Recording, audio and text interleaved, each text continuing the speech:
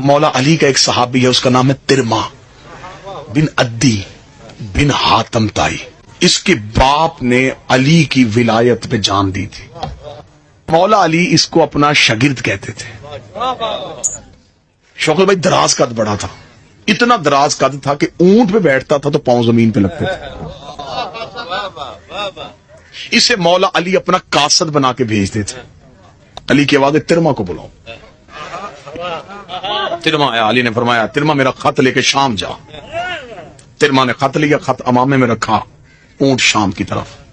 جو ہی ترما دربار کے پہنچا تو اونٹ پہ، اونٹ سمیت ہی دربار کے بالکل وسط میں آ کے اونٹ سے اترا، اپنا نیزہ دربار کی زمین پہ گاڑا، اونٹ نیزے کے ساتھ باندھ کہتا تو حاکم ہے،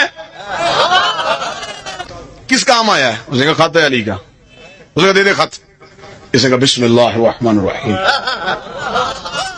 امام سے خط نکالا، چوما آنکھوں سے. جو قریب بیٹھے تھے ان میں سے پیچھے سے ایک نے کہکا مارا. ترما نے کہا تو کیوں ہنسا ہے؟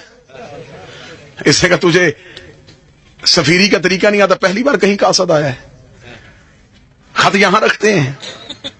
اس نے کہا کہاں رکھتے ہیں؟ اس نے کہا خط تھیلے میں ہوتا ہے، خط جیب میں ہوتا ہے. امامہ خط رکھنے کے لیے ہے. مسکرا کر میں اس جیسوں کے خط تھیلے میں رکھتے ہیں، یہ علی کا خط ہے.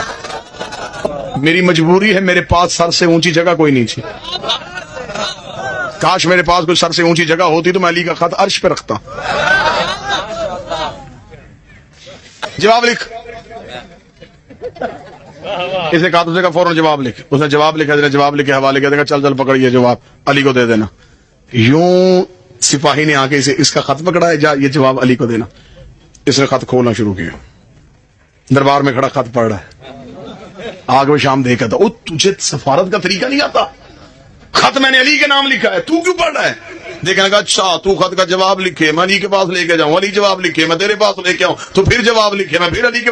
اتنا وقت ہمارے پاس نہیں ہوتا، میں تجھے ابھی جواب دے کے جاتا ہوں. ترما دیکھ کے کہتا ہے کہ میں صرف سفارت کرتا رہوں، تجھے نہیں پتا میں علی کی زیارت کرتا ہوں. تو خط میں حاکم شام نے کیا لکھا تھا؟ بڑی سب جملہ، اے علی میرے ساتھ یہ سوچ کے جنگ کرنے کے لیے آنا، میری فوج کی تعداد رائی کے دانوں کے برابر ہے. ترما نے یوں پڑھا، پڑھ کے لگا اس کا جواب دوں. اس کا جواب علی دے گا. اس نے کہا علی نے مجھے ذمہ داری دے کے بھیجی ہے، میں جواب دیتا ہوں. تیری رائی کے دانوں کے برابر فوج ہے، علی کے پاس مال کے اشتر جیسا مرغ ہے، تیرے دانے چن چن کے کھا جائے گا. علی کے پاس ایسے عالم نوکر موجود ہے، ایسے زیرک نوکر موجود ہے. اور اس کے پاس کون سے تھے؟ عمر بن عاص نے تاریخ لکھی ہے، بڑی تاریخ، دلچسپی بڑی ہے. ایک دفعہ خیمے میں بیٹھے حاکم شام پہ اور عمر بن عاص میں آپس میں شرط لگ گئے. وہ کہ میں زیادہ ذہین ہوں، یہ کہ میں زیادہ ذہین ہوں. عمر بن عاص نے کہا ابھی فیصلہ کر لیتے ہیں تم میں سے زیادہ ذہین کون ہے. خیمے میں دونوں اکیلے بیٹھے تھے.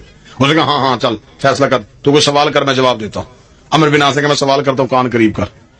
حاکم شام نے کان قریب کیا. اس نے کہا تجھ جیسا جاہل کون ہوگا، خیمے میں تیسرا بندہ ہی کوئی نہیں، تو کان میرے قریب کر.